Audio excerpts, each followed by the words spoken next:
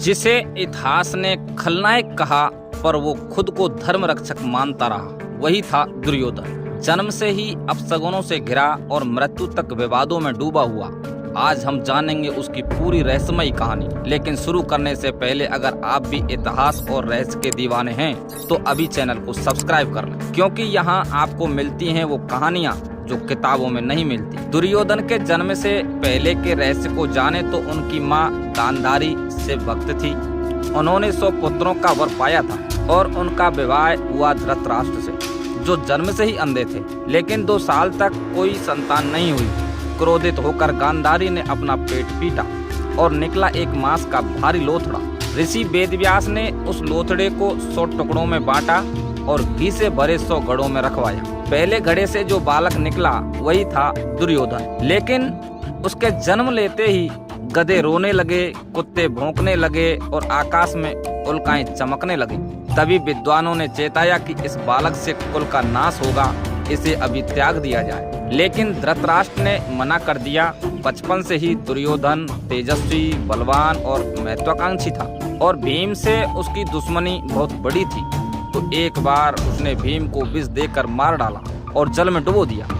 लेकिन भीम नागलोक पहुंचा और वहां उसे वरदान मिला, जिससे वो और भी शक्तिशाली बन गया। दुर्योधन को सच्चा मित्र भी कुंती का ज्येष्ठ पुत्र, पांडवों का बड़ा भाई अंगराज कर्ण मिला। जब सारे लोग उसे सूत पुत्र कहकर अपमानित कर रहे थे, तब दुर्योधन ने उसका मान बढ़ाया, उसे अंग देश का राजा बना दिया। क्या कोई स्वार्थी व्यक्ति ऐसा कर सकता है? और राजनीति में दुर्योधन का सबसे बड़ा साथी था मामा शकुनी, जिन्होंने मिलकर जुए का षड्यंत्र रचा। उस षड्यंत्र में धर्मराज युधिष्ठिर को जुए में हराया और फिर पांडवों के साथ साथ द्रौपदी को भी दांव पर लगवाया, जिसमें द्रौपदी का चीरहरण महाभारत का सबसे काला अध्याय बना। जिसे कुछ लोग मानते हैं कि दुर्योधन ने उसे रोकने की कोशिश नहीं की, पर आदेश भी तो नहीं दिया था, वह मौन रहा। सवाल ये है कि क्या मौन रहना भी अपराध होता है? महाभारत के युद्ध से पहले की कहानी में पांडव वनवास पर चले गए, फिर अज्ञातवास पर, और जब वो लौटे तो श्री कृष्ण शांति दूत बनकर हस्तिनापुर आए। कृष्ण ने दुर्योधन से 5 गांव देने को कहा, लेकिन दुर्योधन ने कहा कि सुई की नोक के बराबर भी भूमि नहीं दूंगा। क्या ये घमंड नहीं था? यह सत्ता को बचाने की जिद थी, जिसके परिणाम स्वरूप युद्ध तय हो गया और हुआ महायुद्ध महाभारत। महायुद्ध के 18वें दिन सारे कौरव मारे जा चुके थे। अकेला बचा था दुर्योधन। वह भी एक जलाशय में जाकर छिप गया। लेकिन श्री कृष्ण ने उसे खोज निकाला और भीम से गदा युद्ध करवाया। गदा युद्ध का नियम था कमर से ऊपर वार करना, लेकिन भीम हार रहा था। तब श्री कृष्ण ने अपनी जांघ थपथपाई और संकेत दिया जांघ पर वार करने का। भीम ने नियम तोड़ा और दुर्योधन की जांघ पर गदा मारी। दुर्योधन की जांघें टूट गईं और वह भूमि पर गिर पड़ा। भीम ने गदा युद्ध जीत लिया, पर क्या युद्ध धर्म भी बचा?